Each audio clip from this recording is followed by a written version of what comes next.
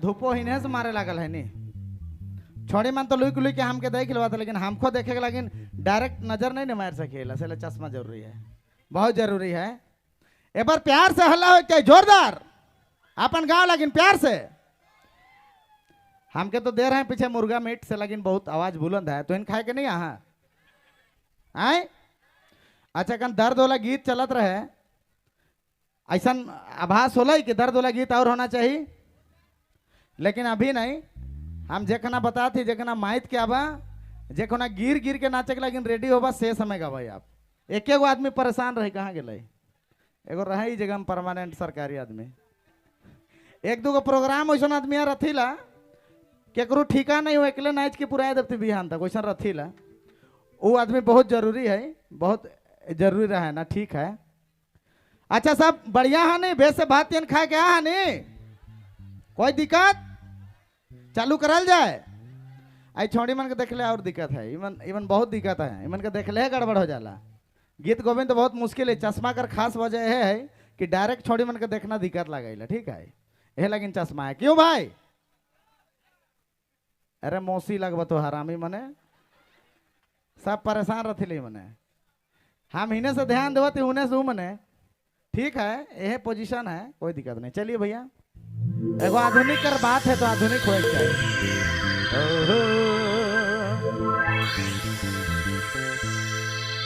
हर आलू ले लो कहे ना गोभी ले लो कहे ना बिलाती ले लो कहे ना एगो ले अरे होइए गेला तोर से प्यार रे अरे जहिया से देखा लो गुमला बाजार रे पर ताली तो क्या प्यार से जोरदार क्या बात